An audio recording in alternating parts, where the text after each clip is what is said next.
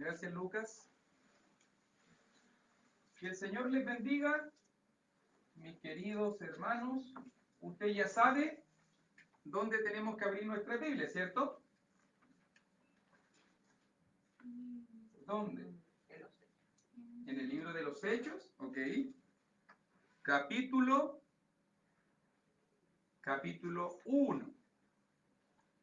Hoy día vamos a continuar la porción bíblica del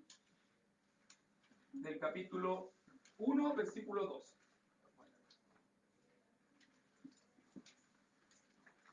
¿Alguien más necesita Biblia?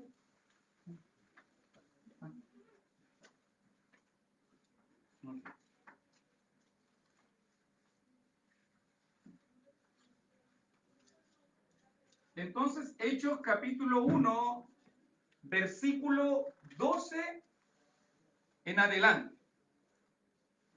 Recuérdese que estamos considerando el capítulo 1 del libro de los Hechos. Aquí va a comenzar nuestra lección. Y recuerde que este capítulo es el capítulo de preparación. ¿Ok? El capítulo de preparación. O sea, vimos la clase pasada cómo Jesús, ¿se acuerda cuántos días estuvo Jesús con los discípulos? ¿Se acuerda cuántos días fue? 40 días. ¿Y qué estuvo haciendo Jesús en esos 40 días con los discípulos? ¿Se acuerda lo que dice? Preparándolos, hablándoles acerca del reino de Dios.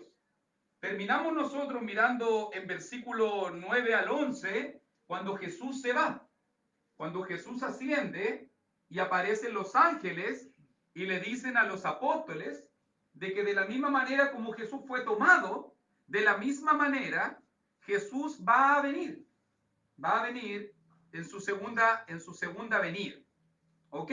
Para que entendamos que allí finaliza el periodo de los 40 días de preparación que Jesús tuvo, ese es como un tiempo extra que Jesús tuvo con sus discípulos, mostrándose resucitado, dándole pruebas indubitables, o sea que no se podían refutar, convincentes, de su resurrección. ¿Ok?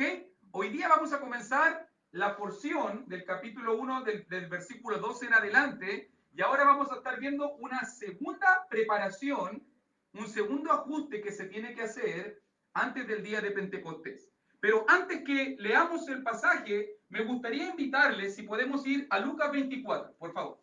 Acompáñenme un poquito a Lucas 24.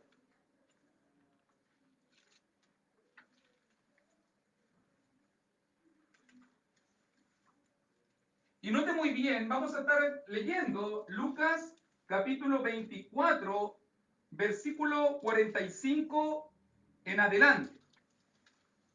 Vamos a estar leyendo versículo 45 en adelante. Hermano Edison, ¿tú puedes leer, por favor, Lucas 24, del 45 al 53? Por favor, hasta el final del libro para complementar la historia. Ok. Entonces les abrió el entendimiento para que comprendiesen las Escrituras. Y les dijo, así está escrito, y así fue necesario, que el Cristo padeciese y resucitase de los muertos al tercer día. Hay que se predicase en su nombre el arrepentimiento y el perdón de pecados en todas las naciones, comenzando desde Jerusalén. Y vosotros sois testigos de estas cosas. He aquí yo enviaré la promesa de mi Padre sobre vosotros, pero quedaos vosotros en la ciudad de Jerusalén hasta que seáis investidos del poder desde lo alto. Y los sacó fuera hasta Betania, y alzando sus manos los bendijo. Y aconteció que bendiciéndolos se separó de ellos y fue llevado arriba al cielo. Ellos, después de haberle adorado, volvieron a Jerusalén con gran gozo, y estando siempre en el templo, alabando y bendiciendo a Dios. Amén. Ok, fíjese que Lucas 24 nos cuenta la historia desde obviamente otra perspectiva para que la complementemos. Está pasando lo mismo que en Hechos capítulo 1. Está pasando lo mismo que en Hechos capítulo 1. Note muy bien que esta es la despedida. por lo menos nosotros vemos del versículo 45 al versículo 50, la misma historia que pasó en Hechos capítulo 1, del 1 al 11. ¿Ok? Para que entendamos que está pasando lo mismo. Lo único que aquí se nos muestra el lugar exacto, el lugar específico donde Jesús ascendió, que era Betania, por si acaso, Betania. Un lugar que quedaba muy cerquita, unos pocos kilómetros de Jerusalén.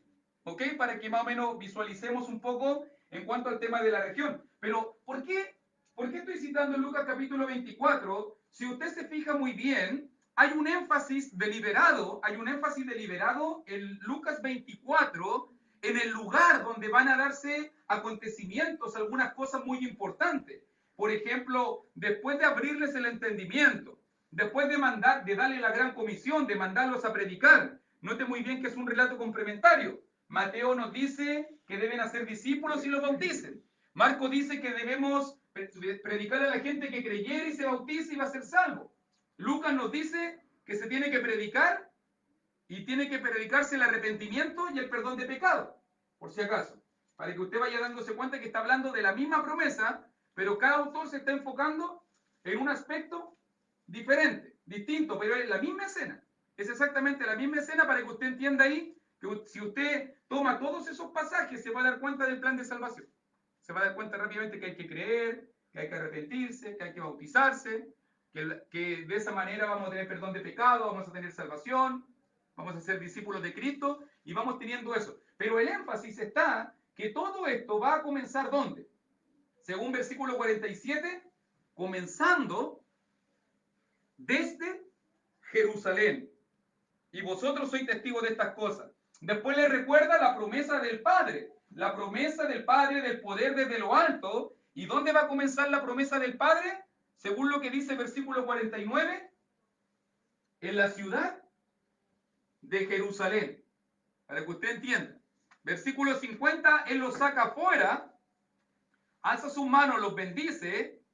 Y acá, versículo 51, los bendijo, se separó de ellos y fue llevado arriba al cielo. Lo mismo que terminamos nosotros en Hechos, capítulo 1, versículo 11. Pero aquí tenemos algo más para poder rellenar ese espacio de tiempo. Porque dice verso 52, ellos después de haberle adorado, volvieron ¿dónde? A Jerusalén. Con gran gozo, y estaban siempre en el templo, alabando y bendiciendo a Dios. Amén. ¿Qué nota usted aquí cuando termina el Evangelio de Lucas? ¿Qué nota usted aquí? ¿Qué le llama la atención? ¿Qué es lo que le llama la atención en el final del Evangelio de Lucas? ¿Ve algo especial?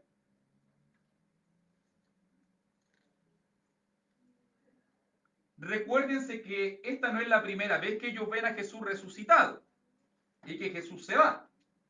Por lo menos hay varios pasajes que nos muestran sucesivas apariciones de Jesús resucitado, en un barco, en un bote, en el camino de Maús, en un salón secreto, con puertas cerradas.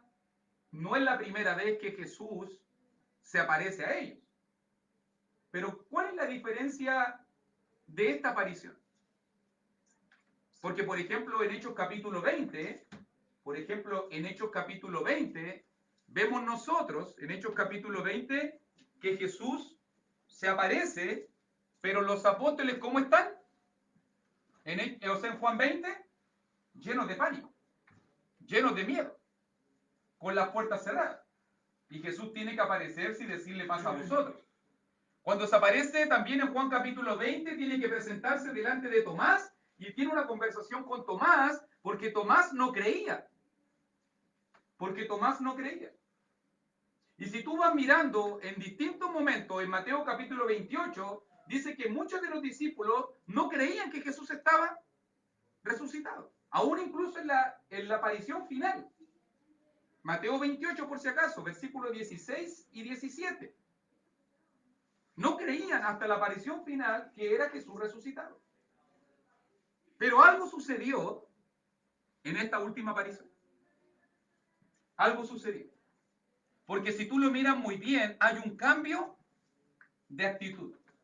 Si tú te fijas muy bien, en los 40 días previos, cuando Jesús murió y después apareció resucitado, recuerda que Jesús resucitó al tercer día, lo que sucedió entonces es que los discípulos tenían miedo, es que los discípulos estaban escondidos, es que los discípulos estaban con la puerta cerrada, es que los discípulos estaban con la ventana cerrada, estaban todos temerosos, nadie quería salir en público. Pero ahora vemos nosotros en estos versículos finales del Evangelio de Lucas el cambio de actitud definitivo. Hicieron clic, entendieron. Porque si usted se fija muy bien, adoraron a Cristo, volvieron a Jerusalén cumpliendo. Pregúntese, ¿quién quisiera volver a Jerusalén? Si Jerusalén fue la ciudad que persiguió a Cristo, que mató a Cristo. Si fue en Jerusalén que dijeron, suelta a Barrabás y que éste sea crucificado. ¿Quién quiere volver a la ciudad donde mataron a tu Señor? ¿Se fija? Habrán sido tentados a pensar, ¿y por qué no vamos a otra ciudad mejor que aquí mataron a Jesús? Pero aún así, se ve la convicción de los discípulos. Ellos no tuvieron miedo a la ciudad de Jerusalén. Incluso, ¿quiénes fueron los que persiguieron? ¿Quiénes fueron los que persiguieron a Jesús? Los líderes judíos. ¿Y dónde vemos a los apóstoles ahora? En el templo. ¿Y quiénes están en el templo? Los líderes judíos. O sea, desafiando todo lo que se podría pensar, desafiando todo lo que uno podría creer. Vemos a los apóstoles ahora en Jerusalén, la ciudad que mataron a Jesús, y vemos a los apóstoles adorando y alabando a Dios, estaban siempre en el templo. Delante del sumo sacerdote, delante de los escribas, delante de los fariseos, delante de los saduceos. Ahora ellos estaban ahí. Algo tiene que haber cambiado en la actitud de ellos. Te estoy haciendo notar el cambio que está pasando en estos 40 días. Cómo están entendiendo lo que está sucediendo, y ahora los vemos gozosos, ahora los vemos adorando, ahora los vemos alabando y bendiciendo a Dios. Ya no están escondidos, ya no están temerosos, ya no están ocultos. Tú los puedes encontrar abiertamente en el templo. Vamos a Hechos 1 entonces, para que usted entienda el cambio de actitud. Hechos capítulo 1.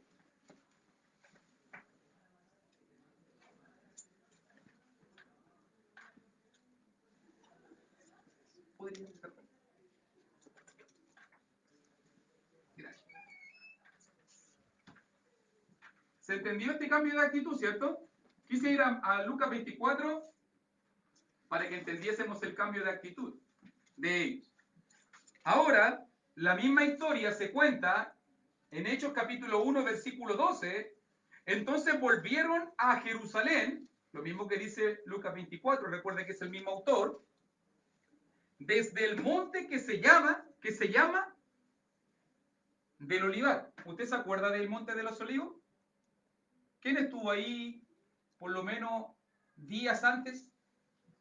Jesús, orando, sudando como grandes gotas de sangre que caían sobre la tierra. Vemos a Jesús, que estaba ahí en un tiempo atrás.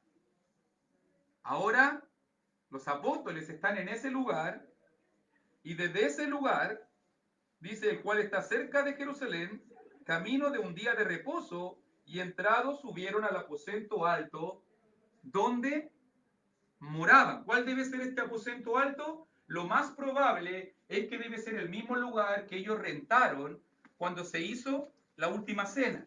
Lo más probable es que tiene que ser ese mismo lugar, porque estamos en el mismo contexto, la ciudad de Jerusalén, está el monte de los Olivos. Por si acaso, si usted quiere saber, camino de un día de reposo es aproximadamente entre 1 kilómetro a 1,5 kilómetros de distancia. Así los rabinos calculaban cuánto era más o menos camino de un día de reposo. Eso decían los rabinos, como entre 1 kilómetro a 1,5 kilómetros, más o menos era la distancia permitida, máxima, de poder caminar en un día de reposo. Más allá de eso ya era trabajar. Y ya era violar el día sábado, era violar el día de reposo. ¿Ok? Por si acaso, para que usted entienda. Y aquí en el aposento alto, ellos se devuelven, imagínense el impacto, ellos están gozosos, están alabando a Dios. Jesucristo, recuérdese que les dijo, versículo 4, y estando juntos les mandó que no se fueran de Jerusalén, regresen. ¿Por qué regresen? Para que esperen la promesa del Padre. Va a venir una promesa del Padre. Así que ellos tienen que regresar a Jerusalén. ¿Y qué están haciendo entonces aquí? En Hechos capítulo 1, versículo 2 y versículo 13, están esperando la promesa del Padre. Porque con la promesa del Padre, entonces ellos van a estar capacitados para ahora ir hasta el resto del mundo. ¿Ok? ¿Quiénes estaban ahí? Versículo 13. Y entrados, subieron al aposento alto donde moraban Pedro, Jacobo, Juan, Andrés, Felipe, Tomás, Bartolomé, Mateo, Jacobo, hijo de Alfeo, Simón el celote y Judas, hermano de Jacobo. Todos estos perseveraban unánimes en oración y ruego con las mujeres y con María, la madre de Jesús, y con sus hermanos. ¿Cuánto era el número aproximado de discípulos que había? En aquellos días Pedro se levantó en medio de los hermanos y los reunidos eran como 120 en número. Imagínense el grupo variopinto que tiene que haber existido, incluidos los 12 apóstoles, incluidas las mujeres, tiene que haber estado María Magdalena, Salomé, María la madre de Jesús y otras discípulas que ayudaban. Recuérdese que a Jesús eran algunas mujeres, según Lucas capítulo 8, las que pagaban la vida de Jesús, el sostenimiento de Jesús, lo hacían algunas mujeres. Lo más probable es que estas mujeres que se encargaban de las necesidades de Jesús, ahora también estaban presentes ahí porque fueron muy significativas en el ministerio de Jesús. Ahí tiene que haber estado también, no sé, Nicodemo. Ahí tiene que haber estado a lo mejor Zaqueo. Ahí tiene que haber estado a lo mejor José de Arimatea. ¿O cuántos de los discípulos ilustres que estuvieron con Jesús en su ministerio? Pero ¿qué cosa le llama la atención? Bueno, por si acaso, 4 veces se da la lista de los apóstoles. Esta es la última vez que se da. Esta es la última lista que se da de los apóstoles. Y si usted nota, son solamente 11. ¿Por qué? Porque ya uno entiende que Judas ya no está con ellos. ¿Ok? Para que lo entendamos. ¿Qué le llama la atención? Algunas cosas que considerar en cuanto a esto. ¿Qué le llama la atención hasta estos pasajes que vamos aquí? ¿Qué te llama la atención, mi querido hermano? Piensa un poco. Por lo menos quiero llamar la atención sobre 2 cosas en estos pasajes. ¿Qué le llama la atención aquí? Por si acaso también esta es la última vez que se habla de María, la madre de Jesús. No hay más, en este caso, referencias a la madre de Jesús. Aquí se ve a María igual que los demás, adorando y orando y en la misma sintonía con lo que estaban haciendo los apóstoles. No se le ve por encima de nadie, no se le ve a nadie rezándole a ella, no se le ve a nadie postrándose delante de ella. Todo lo contrario, ella está en la misma actitud que toda la iglesia primitiva, o que todos los hermanos que en ese momento están aguardando la promesa. Por si acaso, para que usted lo entienda. No vemos ningún puesto de preeminencia, ni siquiera es nombrada primero. Recuerde que al que siempre se le nombra primero es a Pedro. Siempre a Pedro se le nombra en el primer lugar. Vea las 4 listas y a Pedro siempre se le va a nombrar en el primer lugar. Pero ¿qué cosa me llama la atención? Mire, número 1, a mí me llama la atención el número de personas. 120. ¿Por qué 120? Si fueron miles los bendecidos por el ministerio de Jesús. Por lo menos en una pura oportunidad fueron 5.000 varones, aproximadamente unas 12.000 personas. En una oportunidad. En otra oportunidad fueron 4.000 varones, un aproximado de entre 8.000 a 10.000 personas. ¿Por qué hay 120? ¿Se fija en ese pequeño detalle? Jesús predicó por 3 años y medio.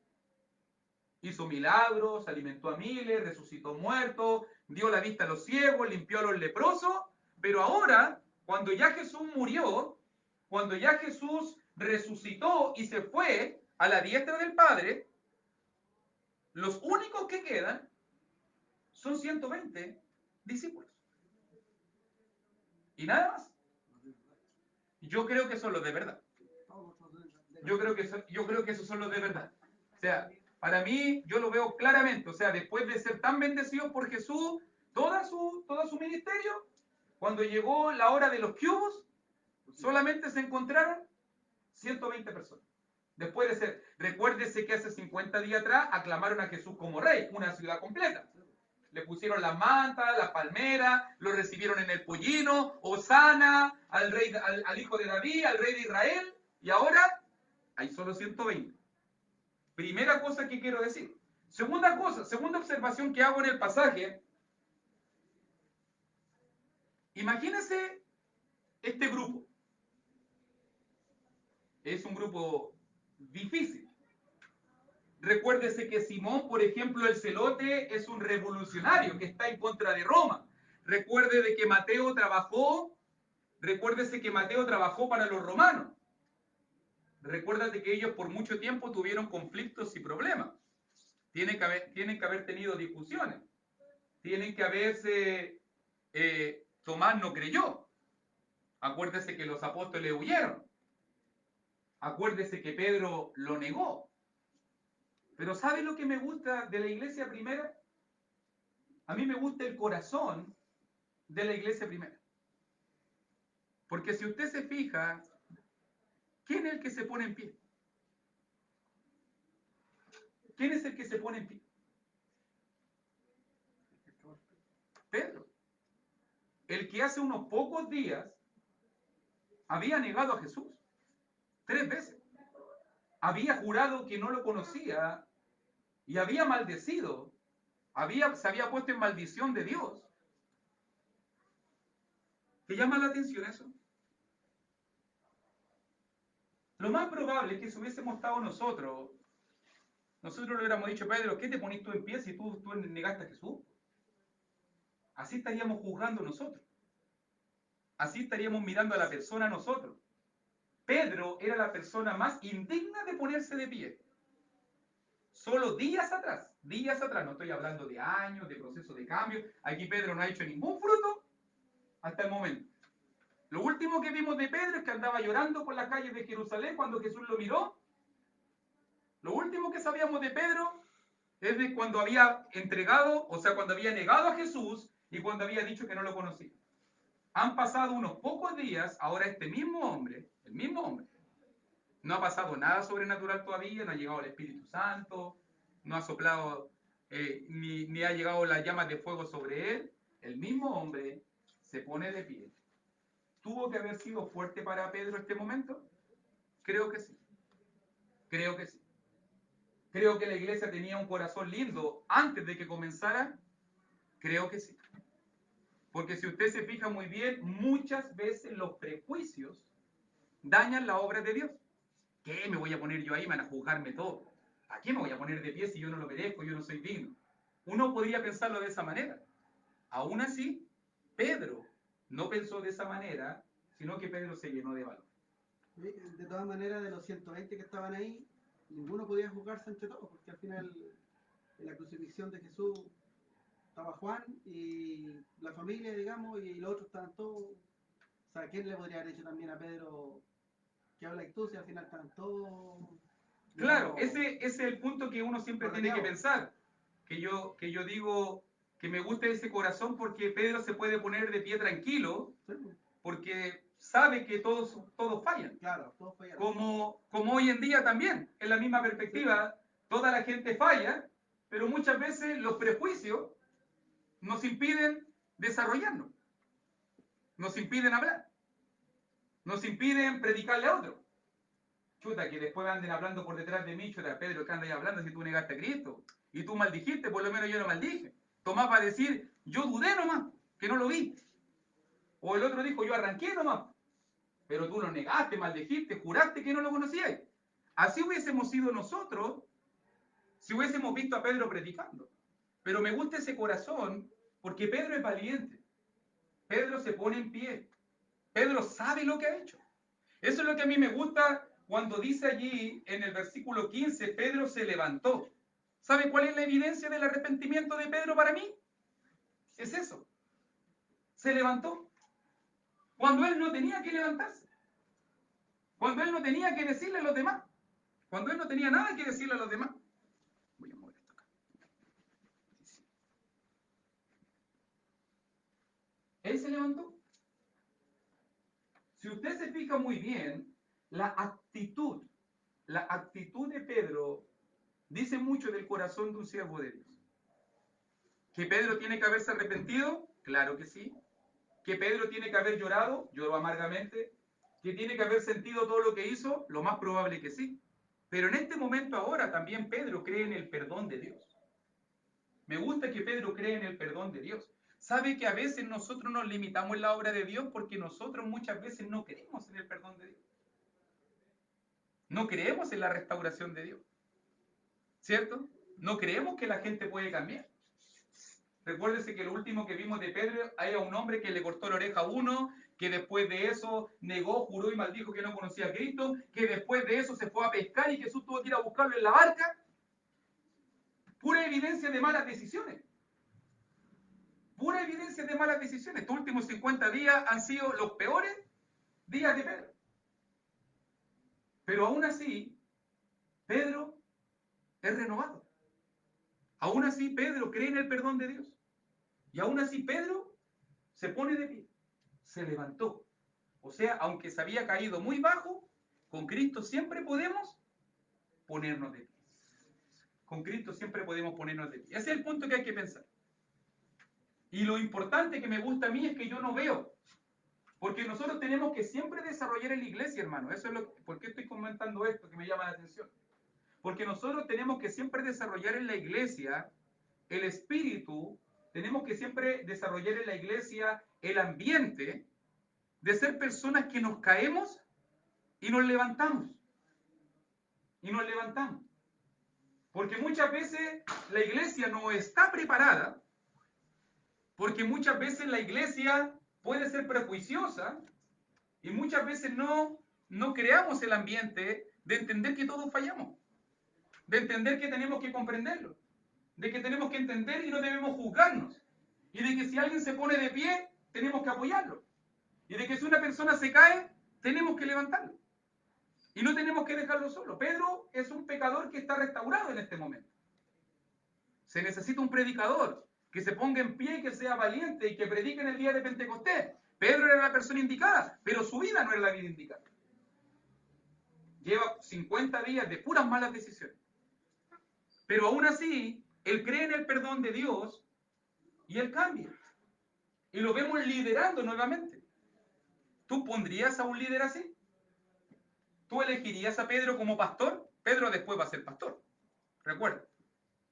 Ahora va a ser apóstol, enviado a todo el mundo. ¿Pondrías a una persona así en el liderazgo? Un hombre que es arrabitado, que corta oreja, un hombre que niega a Jesús, un hombre que jura y maldice que no conoce a Jesús, un hombre que después se va a su antigua ocupación y va a pescar nuevamente en Juan 21. ¿Uno pondría una persona así? ¿Confiarías tú en una persona así? ¿En un líder inestable? ¿En una persona voluble? ¿En una persona cambiante? Lo más probable es que nosotros no confiaríamos en una persona así, ¿cierto? Pero nota muy bien que Pedro fue la persona indicada, porque no dependía de la capacidad ni de la dignidad de Pedro. No tenía nada que ver eso.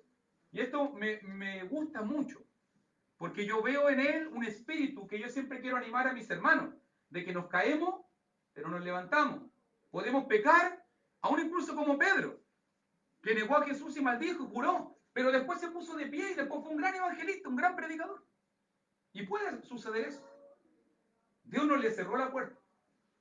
Dios no le negó la oportunidad. A veces la gente piensa, no, es que se cayó, nunca va a cambiar, este es así de inestable. Por lo menos, por lo que yo conozco de Pedro, 3 años y medio, los 3 años que pasó capacitándose, fue igual de inestable. Pero aún así Jesús confía en él. Y después maduró. A veces las personas maduran por la responsabilidad. Si yo hubiera mirado a Pedro aquí, antes del Pentecostés, digo, no le doy mucho, no le veo mucho futuro a Pedro. No creo que cumpla. No, si el tipo ha tomado malas decisiones ya, lo veo tomando malas decisiones toda la vida. Pero si usted se fija, este fue el punto de inflexión. Cuando yo veo que dice y se levantó, significa de que Pedro está entendiendo, está madurando, le cuesta, es lento como muchos de nosotros. Somos lentos tal vez, pero al final él se levantó y ya después lo vemos mucho más firme, mucho más maduro, mucho más estable, y vemos que Pedro va madurando, va creciendo y va creciendo, hasta convertirse después en un pilar, en una columna, en un anciano, en un pastor, en una persona importante para la iglesia del Señor. ¿Que tiene que haber sido difícil este momento? Yo creo que tiene que haber sido difícil. Súper difícil ese momento. Y me voy a parar yo acá a hablarle a los demás. Chuta, si yo recién llegué a Jesús, po. Si yo era el mismo que juré y maldije. Tiene que haber sido difícil para él. Pero me imagino a los demás. Vamos, Pedro, dale nomás. Si Jesús te dio una promesa, usted tiene que predicar. Usted tiene que seguir adelante. Y siguió adelante. Y maduró y cambió. Y mejoró. ¿Qué más dijo Pedro? Versículo 16 en adelante para que completemos la historia. Cuando Pedro ya está puesto en pie y el número de 120 hermanos está ahí, dice también, varones hermanos, era necesario que se cumpliese la escritura. Más encima Pedro habla de la Biblia, sabe encima, cita la Biblia, cita el Antiguo Testamento. Más encima ahora es predicador, era pescador, ahora es predicador, conoce la escritura.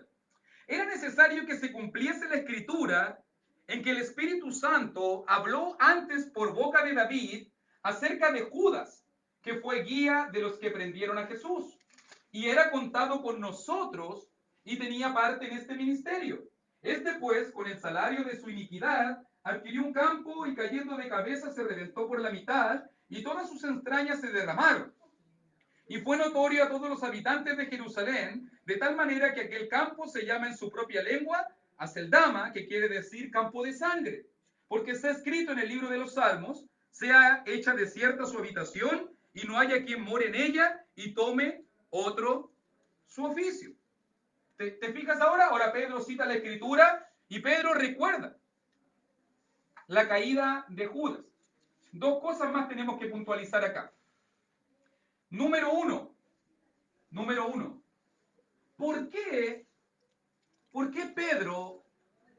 Pedro habla acerca de que se tiene que encontrar un reemplazante para Judas?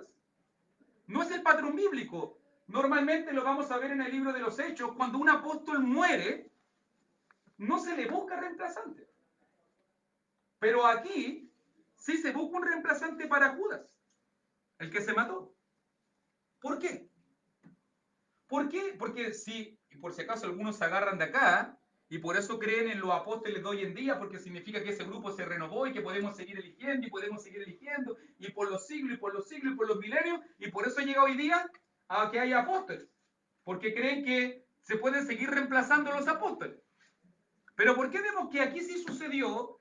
Y por ejemplo, en Hechos capítulo 12, cuando se le corta la cabeza a Jacobo, no se busca un reemplazante. ¿Por qué será? Para que se cumpliese Número uno, muy bien. Número uno, el manejo que tiene Pedro del Antiguo Testamento nos dice que había una profecía que tenía que cumplirse. O sea, número uno, bíblicamente estaba profetizado de que Judas iba a caer y de que en este caso, ya Dios lo sabía en su omnisciencia, y entonces incluso previó eso y también previó la escritura para que encontraran un reemplazante. Número uno, buena observación. Pero número dos, note muy bien porque hemos estado hablando últimamente mucho de numerología. Mucho de numerología.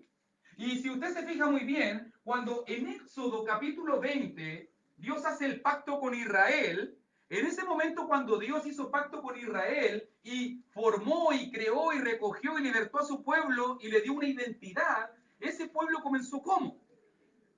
¿Se acuerda usted? ¿Cómo comenzó? Ese pueblo comenzó con 12 tribus.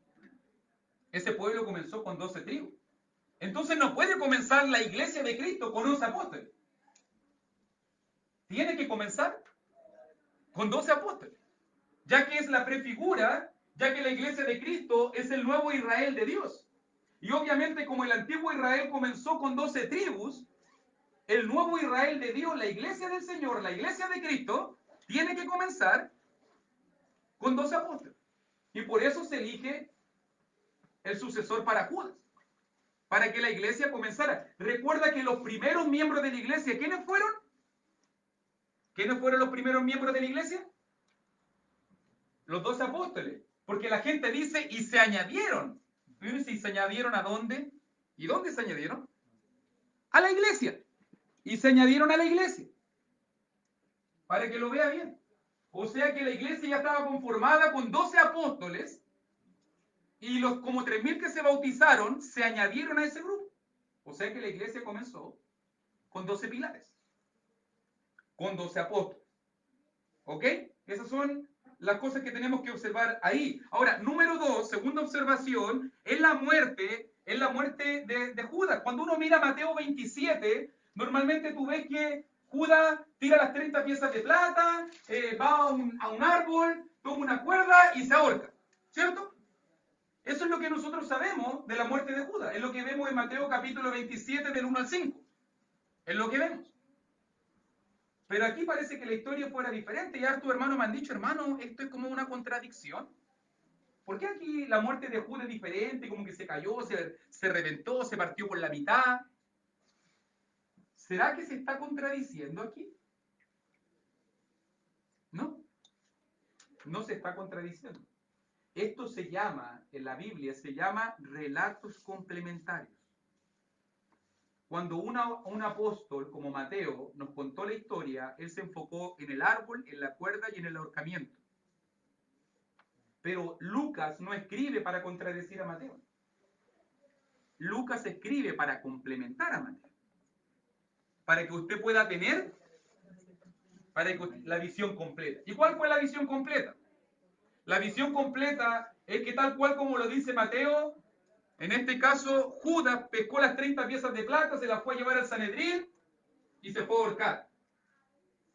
Pero note muy bien que las leyes religiosas judías eran muy estrictas. Y desde el momento en que ese campo quedó con un muerto, ese campo quedó maldecido, de alguna manera. Quedó maldecido. Entonces, ningún judío recuerda que cuando murió Jesús y murió Judas, era la Pascua, era una fiesta religiosa muy importante. Entonces, ningún judío se iba a exponer a tomar el cuerpo de Judas. Porque si lo tocaba, quedaba en ese mismo momento condenado y no podía celebrar la fiesta. Así que el cuerpo de Judas pasó colgado más días de lo normal. Imagínense el desierto, el calor. Así que lo más probable es que ese cuerpo tiene que haberse comenzado a descomponer con el paso de los días. Nadie lo iba a tocar en los días de fiesta. Entonces, cuando estaba en ese lugar y su cuerpo se descompuso, entonces el cuerpo de Judas cayó del árbol y se reventó. Y peor ahí, el campo quedó más maldito todavía.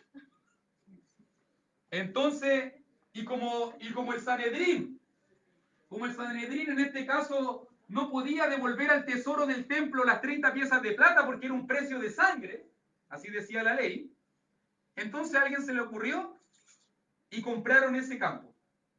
Y por eso es que se le llamó campo de sangre. ¿Por qué campo de sangre? Bueno, estaba la sangre, el campo del alfarero, la sangre de Judas, que se reventó. Entonces ese campo quedó a nombre de Judas, ahora para sepultura de los gentiles. Y así complementamos la historia completa y vemos por qué se dice, y él adquirió un campo, ¿no? Él no lo adquirió en persona, él lo adquirió en el sentido de que usaron las 30 piezas de plata para que ese campo ahora quedara a nombre de él, pero no lo iba a poder usar, solamente que ahí cayó él y se reventó. Ahí cayó él y se reventó. ¿Ah? Sí lo usó de alguna manera, ¿cierto? Por lo menos sus entrañas y todo su cuerpo lo usó, ¿cierto? Entonces, para que veamos el tema de los relatos complementarios, hermano, la Biblia nunca se contradice. Muchas veces podemos tener distintas visiones o complementaciones, pero nunca se contradice. A veces cuando uno piensa que hay una contradicción, lo que sucede a veces es que nosotros como hombres somos los que nos equivocamos al mirar. Pero realmente la Biblia nunca se contradice. ¿Qué es lo último que tenemos que ver? Ya ahora Pedro en pie explicó los motivos de por qué se va a reemplazar y ahora muestra el proceso. Y vemos nosotros desde el versículo 21, es necesario pues que de estos hombres que han estado juntos con nosotros todo el tiempo que el Señor Jesús entraba y salía entre nosotros, comenzando desde el bautismo de Juan hasta el día que de entre nosotros fue recibido arriba, uno se ha hecho testigo con nosotros de su resurrección. Y señalaron a dos, a José llamado Barsabás, que tenía por sobrenombre Justo, y a Matías. Y orando dijeron, tú Señor, que conoces los corazones de todos, muestra cuál de estos dos has escogido, para que tome la parte de este ministerio y apostolado de que cayó Judas por transgresión para irse a su propio lugar. Y les echaron suertes, y la suerte cayó sobre Matías, y fue contado con los 11 apóstoles. ¿Se fija ahora? ¿Cuáles son los requisitos para ser apóstol? Fíjense muy bien ahora que está en la reunión, los 120 personas, Pedro está puesto en pie, se necesita encontrar un reemplazante para Judas, y nota muy bien aquí que por lo menos, número uno, hay que decirlo, aunque suene un poco machista, pero tenía que ser un varón.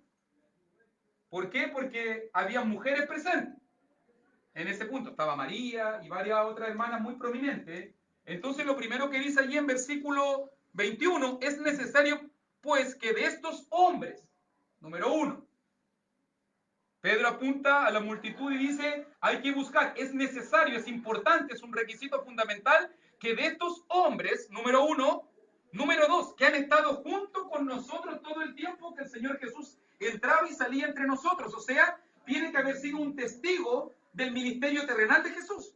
Tiene que haber visto a Jesús, tiene que haber sido enseñado por Jesús, tiene que haber acompañado a Jesús en su viaje, tiene que haber estado con ellos. Al tiro los apóstoles de hoy día quedan todos fuera. Ninguno ha visto a Jesús. Ninguno ha vivido con Jesús. Ninguno ha andado con Jesús. Número uno. Y tercer requisito, comenzando desde el bautismo de Juan hasta el día en que de entre nosotros fue recibido arriba, uno se ha hecho testigo con nosotros de su resurrección. Y más encima, tenía que haber visto a Jesús resucitado.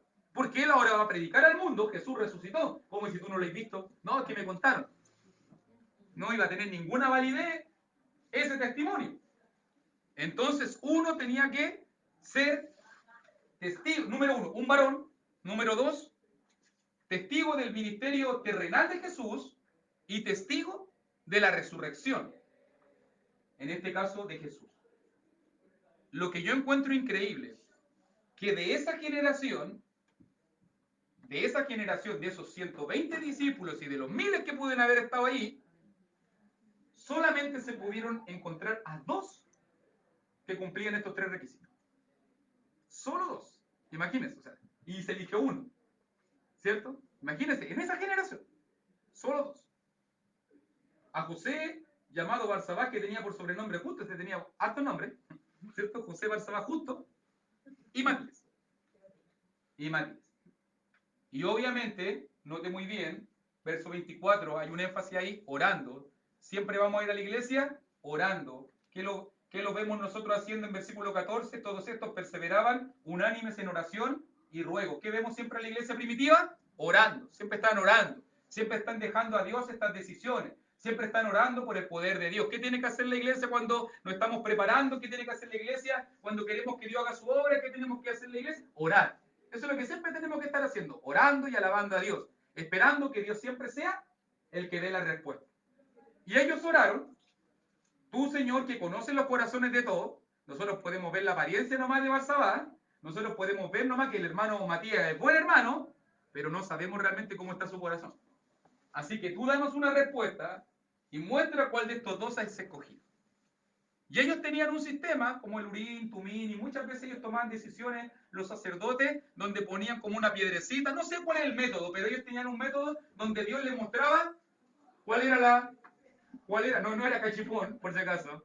No era piedra, papel o tijera tampoco, pero ellos tenían un método que Dios les mostraba, que se llamaba echar suertes, que habían dos alternativas. Entonces, en ese momento, ¿ah?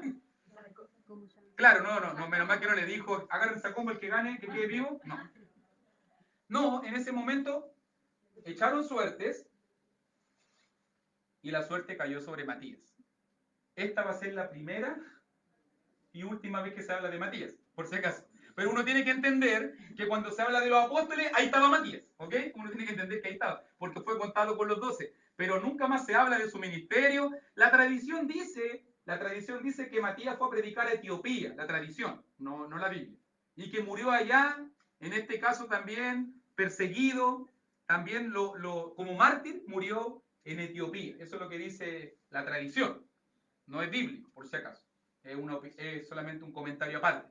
Pero debemos entender que él se sumó al trabajo y que cuando, por ejemplo, en el día de Pentecostés vemos que los apóstoles están, en este caso, hablando y predicando en Pentecostés, tiene que haber estado Matías hablando en un idioma. Tiene que haber estado ahí predicando. ¿Ok?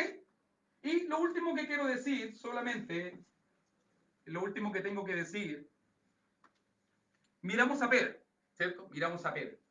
Hace rato hicimos un comentario aparte del ministerio de Pedro. Pero piensa un poco ahora en Juan, porque fíjate que los dos personajes principales de capítulo 1 en esta parte es Pedro y Judas. Si tú te fijas muy bien, Judas fue elegido personalmente por Jesús. Judas escuchó los mismos sermones que Pedro, que Jacobo, que Juan. Judas tiene que haber salido con los 12 apóstoles cuando Dios le dio poder y él tiene que haber echado fuera demonios. Él tiene que haber hecho sanidades porque Jesús capacitó a los apóstoles y los envió en visión de 2 en 2. También cuando envió a los 70. Judas tiene que haber experimentado en carne propia el poder de Dios. Él tiene que haber sanado gente. Él tiene que haber libertado a los demonios. Recuerda que los apóstoles le dijeron, Señor, y veíamos como los demonios se nos sujetaban y llegaron todos contentos contándole la obra. Lo más probable es que Judas tiene que haber tenido un tremendo potencial. Por algo Jesús lo eligió como uno de los 12 apóstoles. Pero tristemente, si tú miras el caso de Pedro con Judas, el contraste, ambos tenían el mismo potencial. Ambos cayeron. Uno lo negó, el otro lo entregó. Pero uno se puso de pie y el otro se mató para ir a su propio lugar. En este caso, ustedes más o menos entienden, el tormento. ¿Cierto? Esto habla de la dualidad de la vida. Dos personas que recibieron la misma capacitación, dos personas que escucharon las mismas enseñanzas, que tuvieron al mismo maestro, a Jesús, el Rey de los cielos. No estamos hablando aquí de que tuvieron un pastor chantita, un evangelista chantita, un ministro chantita. No, tuvieron al mejor predicador de todos. Escucharon los mejores sermones, vieron los milagros más espectaculares. Pero uno se cayó y se levantó, y otro se cayó y nunca más se paró. Y puede ser así, hermano, puede ser así. Por eso me gusta mirar esta historia acá en Hechos 1, para que yo y tú tomemos una decisión. Porque tú puedes ser como Pedro, que te caes, sí, nos caemos, hermano, pero te levantas, te pones de pie y eres útil a la obra. O puedes ser como Judas. ¿Cuánta gente no se ha caído y no se quiere parar? Y al final van a ir a su propio lugar. Hechos capítulo 1 nos muestra la dualidad de la vida. Que dos personas pueden tener la misma crianza, pueden recibir las mismas enseñanzas, pueden tener el mismo potencial, pueden tener al mismo maestro, pueden servir en la misma iglesia, pueden haber escuchado los mismos sermones, pero ambos reaccionaron de manera totalmente diferente. Como puede haber un hermano en la iglesia que escuchando las mismas enseñanzas puede crecer, puede madurar, puede aprovecharlo, puede querer levantarse, puede querer tener más hambre, puede querer avanzar, y otra persona puede escuchar lo mismo y el mismo énfasis y puede perderse.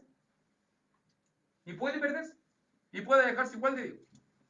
Todo depende en cómo nosotros dejamos que Dios nos use, en cómo, también lo dice ahí el pasaje, Señor, tú que conoces los corazones. ¿Cómo está nuestro corazón? ¿Será nuestro corazón como el de Pedro? Espero. Que nos caigamos, que seamos inmaduros, que nos cuesta, que tomamos malas decisiones, pero nos levantamos. O tal vez podemos ser como Judas. ¿Por qué Judas llegó a matarse? Lo más probable es porque ya perdió toda esperanza de restauración. ¿Por qué llegó a colgarse en un árbol? ¿Acaso él no vio a Jesús que miles de veces enseñó acerca del perdón? Pudo haberle dicho, Señor, pequé, te entregué, ¿me podría dar una segunda oportunidad? Pero parece que en la mente de Judas ya eso no cabía ninguna posibilidad. Y por eso se mató y se fue a su propio lugar. Nos enseña mucho en cuanto a esta preparación. Ya estamos a puertas de Hechos capítulo 2, pero no de todo lo que está pasando. Ya vemos la vida de estos dos personajes importantes.